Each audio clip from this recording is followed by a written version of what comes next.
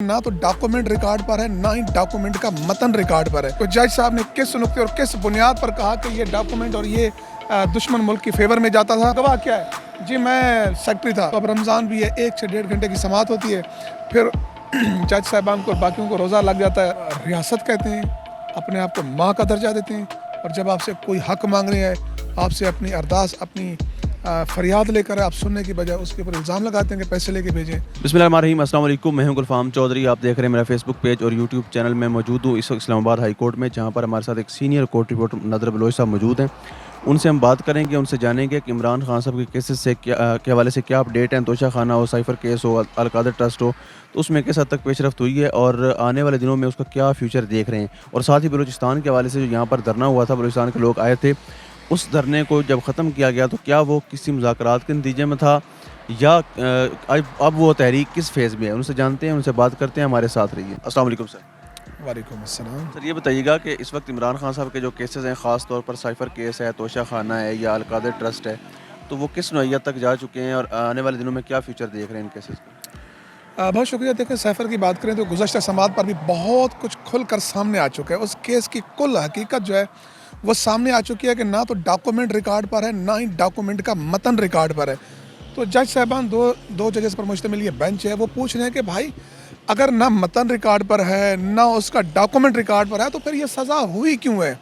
ये वो बहुत बड़ा सवाल था कि जिसने पूरे केस को उठा के रद्दी की टोकरी में फेंक दिए। अब यहाँ पर गवाहों के बयान रिकॉर्ड हो रहे हैं। अब सवाल तो ये है कि ना आपको पता है कि मतन क्या है, ना उसको पता है, ना प्रोसिक्यूशन को पता है, ना जज को पता है जिसने सज़ा दी है। तो जज साहब ने किस नुक्ते और किस बुनियाद पर कहा कि ये डॉक्यूमेंट और ये दुश्मन मुल्क की फेवर में जाता था और उसको सपोर्ट किया, लिहाजा 10-10 साल, 1400 साल आपने एक शख्स को जो है 31 साल जो है वो जेल में बंद कर दिया मुख्तलिफ सज़ाओं में। तो मेरे ख्याल में केस तो ख़त्म हो चुका है। अब यहाँ पर गवाहों के जो बयान रिकॉर्ड कराए गए, उनकी कुल हैसियत और वक़्त देखी जा रही है कि जिन प्रोसिक्यूशन ने जिन गवाहों को पेश किया वो क्या है, वो गवाह क्या है। जी मैं सेक्रेटरी था, जी मैं PM हाउस में था, मैंने इधर से भेजा, इधर आया, इधर रिसीव किया, इस हद तक ये गवाही है, इसके अलावा कुछ नहीं है। आपने वो डॉक्यूमेंट देखा? जी नहीं देखा। आपको पता है कि वो डॉक्यूमेंट में क्या था? जी नहीं पता। और कल की दिलचस्प बात यह कि जब चीफ जस्टिस या जस्टिस मियां गुल हसन साहब ने जब सवाल किया कि क्या इमरान खान को जो साइफर का असल कोड होता है, बेसिकली ये कोड होता है जो सफ़ीर भेजता है, असद मजीद ने अगर वाया ईमेल एक कोड भेजा और उस कोड को डिकोड किया गया और डिकोड करके उसके कुछ नुकात वज़ीर-ए-आज़म या उसकी काबीना तक पहुंचाए गए, तो जजेस ने पूछा कि क्या इमरान खान की उस कोड तक एक्सेस थी? तो जवाब था कि नहीं। तो उसने कहा फिर क्या थी, हुआ क्या है? किसी को समझ ही नहीं आ रही कि आपने एक शख्स को सियासी मंजरनामे से हटाने के लिए एक जाली फेक 2 नंबर केस बनाया और उसकी कुल हैसियत हम जो है रोज़ाना कमरे अदालत में देख रहे होते हैं। लेकिन कमाल है सर हमारे अदालती निज़ाम कि जिन्होंने एक शख्स को सज़ा देने के लिए रात 12-12 बजे तक, 1-1 बजे तक समातें जारी की, 16-16 घंटे, 14-14 घंटे आपने नए रिकॉर्ड कायम किए, और आज जब उसको रिलीफ देने का वक्त है, आज जब उसकी अपील का वक्त है, तो अब रमज़ान भी है, 1 से 1.5 घंटे की समाअत होती है, फिर जज साहबान को और बाकियों को रोज़ा लग जाता है। अब यानी कि सारे के वकला भी रोज़े में होता है, सारे रोज़े में होते हैं, वो केस की समाअत होती है। कल समाअत थी, आज समाअत है। आज इस केस के मज़ीद बखिए उधड़ेंगे, और अगर सही बात जो आपने शुरू में पूछा ना कि नज़र क्या है, अगर सही समाअत की जाए तो मेरे ख्याल में ये 4 से 5 घंटे की समाअत है और खान साहब को जेल से बाहर होना चाहिए। सर साइफर के बारे में कहा जा रहा था कि पहले कहा जा रहा साइफर आया नहीं है, फिर कहा जा रहा था कि साइफर गुम कर दिया गया है, और अभी डोनाल्ड लू के जिस तरह से बयान आया, उन्होंने कहा जी हमने नहीं भेजा। अगर नहीं भेजा तो फिर खान साहब किस मुकदमे में अंदर है? देखें, डोनाल्ड लू ने ये नहीं कहा कि मैंने नहीं भेजा, हमने उस तरह से मुदाखलत वाला आपसे नहीं किया। हाँ, मुदाखलत या साजिश पर से इनकार किया। अब इस सारे केस को इमरान खान के दावे पर वो जो कह रहे थे, इमरान खान जो चीफ जस्टिस ऑफ पाकिस्तान को लिखा था कि एक कमीशन बना दें, वो तहकीकात कर ले, वहाँ पर उसके नुकात सामने रखने को तैयार हैं।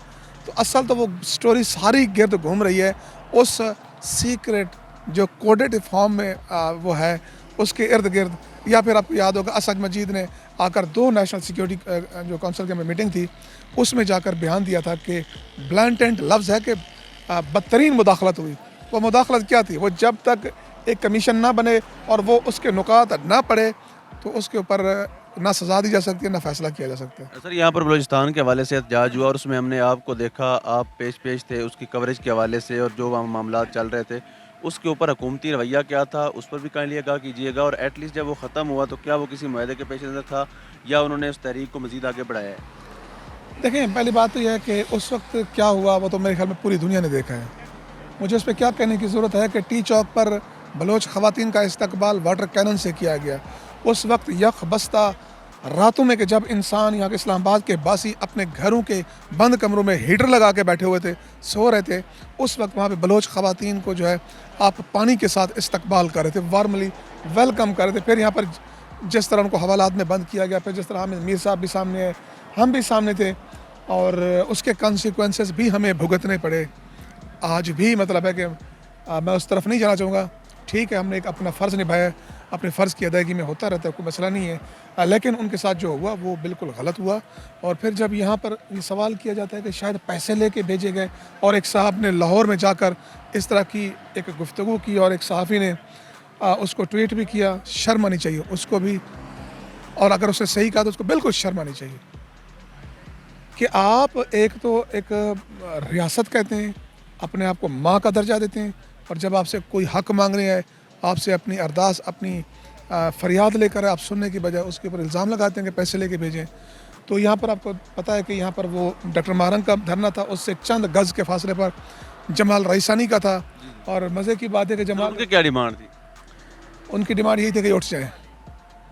वो तो एक ख़ास मकसद की रहे थे ना, शिकवा जवाब शिकवा। शिकवा नहीं था, बस वो जिनके ताकतवरों के ईमा पर आए थे, मकसद ये था कि ये इनके धरने को फ्लॉप किया जाए। और आप देखें ना, उसको उसके बदले में क्या मिला है?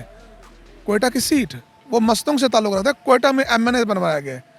वो इलेक्शन जब कैंपेन चल रही थी, वो हमारे यहाँ पे बैठ के क्या कहते हैं, धरना दे के बैठे हुए थे। जब मैंने एक इंटरव्यू किया तो साहब ने अपने गुमाश्तों को जो है लगा के मेरा एंट्रेंस बंद करा दी। आता था चुप करके बैठ जाते, कोई जवाब नहीं दे रहा। अब रहा सवाल यहाँ से क्या लेकर गए या उनके, देखें आप 10 दिन 15 दिन एक अपनी फरियाद, अपनी लेके बैठते हैं। आप इतने बेहिस कि पिघलता ही नहीं था बातों से। मोहसिन नकवी ने कहा था कि इतना बेहिस कि पिघलता ही न था बातों से। आदमी था कि तराशा हुआ पत्थर देखा। जब तराशे हुए पत्थर के सामने उन्होंने फरियाद की, उन्होंने नहीं सुना।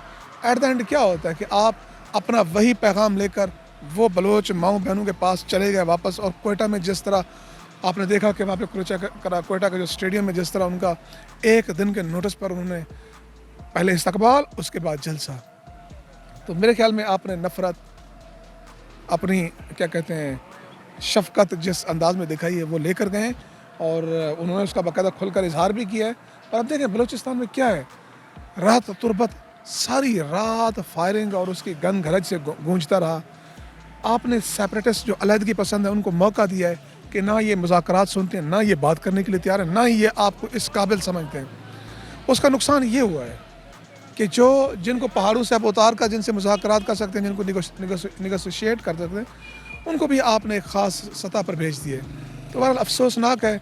इससे पहले भी हमने देखा कि नवाज शरीफ की जब पहले हुकूमत थी 2013 से 18 के दरमियान, डॉक्टर मालिक माज़ा चाहूँगा, डॉक्टर मालिक ने उनके कमेटी बनाई गई थी कि चाहे बलोच नेशनलिस्ट जो बाहर बैठे हुए हैं स्विट्ज़रलैंड में या UK में, उनसे आप जाके बात करें, कोई रास्ता निकालें। और वो डेलीगेशन कामयाब होकर वापस आया था, लेकिन वापस आकर उस डेलीगेशन को इतना ख़राब कर दिया गया, ना उनकी बात सुनी गई, ना उस पर अमल किया गया, ना ही उस प्रोसेस को जो कामयाब हुआ था उसको आगे बढ़ाया गया। और आज ये है कि पाकिस्तान की तारीख़ की सबसे लॉन्गेस्ट जो इंसर्जेंसी है उसका रियासत को सामना है, और रियासत इसके ऊपर बिल्कुल भी संजीदा नज़र नहीं आती। सर ये बताइएगा आखिर में कि जिस तरह से रियासत माँ होने का दावा भी करती है, और साथ ही साथ हम देखते हैं कि जैसे ही कोई सहाफ़ी सर उठाता है, जस्ट लाइक इमरान रियाज खान साहब हैं, या इस्लामाबाद में बहुत से वाक़यात हमारे सामने आए, सतूर साहब को उठाया गया, तो ये कब तक सहाफ़त पर कदगद ऐसे ही चलती रहेगी? क्या ये नाम नहाज़ जमहूरी पार्टियाँ सहाफ़त पर ऐसे ही अपनी ज़रबकारी जारी रखेंगी? चलें जी, इमरान रियाज तो बड़ा नाम है, मीडिया पर भी सामने आ जाता है। मैं आपके सामने ज़िंदा मिसाल हूँ जो 2 मुकदमा पिछले 4 साल से भुगत रहा हूँ। एक 501 पीका एक्ट के तहत जिसकी सज़ा 7 साल है, उसका मैं ट्रायल तकरीबन ऑलमोस्ट 99% भुगत चुका हूँ, आखिरी एक समात में रहता है। दूसरा एक ही फरीक का, और उस फरीक का नाम भी बताऊँ, हमीद गुल साहब जो साबिक DG ISI थे, उनकी बेटी उज़मा गुल ने मेरे ऊपर किए हुए हैं। दूसरा था 5 करोड़ हर्जाने का। 5 करोड़ हर्जाने में उसको मुँह की खानी पड़ी है, शिकस्त हुई है। उन्होंने नहीं किया हुआ था? हाँ, उन्होंने किया होता। वो लास्ट समात पर वो केस डिसमिस हो चुका है। अलबत्ता 7 साल वाला केस जो है सज़ा वाला 501 वाला वो अभी भी चल रहा है। कल मेरी आने वाले दिन में पेशी है। तो बात ये है कि देखें इस तरह के हरबों से क्या मेरी ज़बान रुक गई है? क्या मैं रुक गया हूँ? क्या आपने मुझे बलोच धरने से, उनकी आवाज़ से दूर रखा है? या आप किसी इस सैफर केस की समाज से रख सकते हैं? नहीं हो सकता। इमरान रियाज हो, कोई और हो, या असद तूर हो, इस तरह के हरबों से नहीं। देखें आप खुद आइन और कानून पर चलना शुरू हो जाएं, हमारी ज़बानें खुद ब खुद खामोश हो जाएंगी, बेवक़्त हो जाएंगी, बेअसर हो जाएंगी अगर नाहक आप पर बात करेंगे। लेकिन अगर आइन और कानून और किसी ज़ाब्ते को फॉलो करेंगे तो फिर आपको क्या ज़रूरत है परेशान होने की? मसला ये है कि आप एक तरफ कहते हैं कि हम मुदाखलत नहीं कर रहे, हमने 2021 में तय कर लिया है कि हम सियासी हिस्से में, किसी सियासी साझेदारी में, किसी को लाने में, किसी को भेजने में, हमने बतौर इदारा, ये जो साबिक गए थे उन्होंने कहा था हमने बतौर इदारा तय किया है कि हम मुदाखलत नहीं करेंगे। फिर वही इदारा जिस तरह इस इलेक्शन को लेकर चला है और जिस तरह यहाँ पे फॉर्म 45 को इलेक्शन कमीशन की वेबसाइट पे अपलोड करके जिस तरह फिर डिलीट किया गया, किस किस हिस्से को डिस्कस करेंगे और क्या क्या आप सुनेंगे। और फिर जब हम बात करेंगे, जब हम उसको, आप मेन स्ट्रीम मीडिया को ठीक है आपने कंट्रोल कर लिया, सोशल मीडिया ट्विटर पर, फेसबुक पर, अब मेरे अपने नाम से यूट्यूब चैनल नादिर बलोच के नाम से उस पर लाएंगे या इमरान रियाज साहब लाएंगे, आप पकड़ के भेज दें। अब असद तूर का क्या केस था कि 19 दिन वो जेल में पड़ा रहा है, एट द एंड पता चला कि केस में कुछ है ही नहीं। सर फार्म 45, फार्म 47 इसके हवाले से भी आपने देखा, और इलेक्शन 2024 के बारे में एज अ जर्नलिस्ट क्या देखा और क्या कहना चाहेंगे? पाकिस्तान की तारीख का सबसे बड़ा फ्रॉड देखा, अगर एक जुमले में इसको बंद करूँ तो बहुत बड़ा फ्रॉड था। इस तरह का फ्रॉड कि जिनको जितवाया गया वो भी जस्टिफाई नहीं कर सकते। यहाँ पर जब डॉक्टर तारिक फजल चौधरी साहब आए, बाकी आए, मीडिया नहीं फेस कर सके। फॉर्म 45 हारने वालों के पास, जीतने वालों के पास क्यों नहीं है? वो क्यों नहीं पेश करते? क्यों आपने नवाज शरीफ के फॉर्म के सामने 130 था, एक आगे लगा के 1130, 1630, 1830, 1065 फॉर्म आपने फॉर्जरी किए। ताकतवर शख्सियात है सर, क्या कहें। सर टाइम देने का बहुत शुक्रिया। पाकिस्तान जिंदाबाद।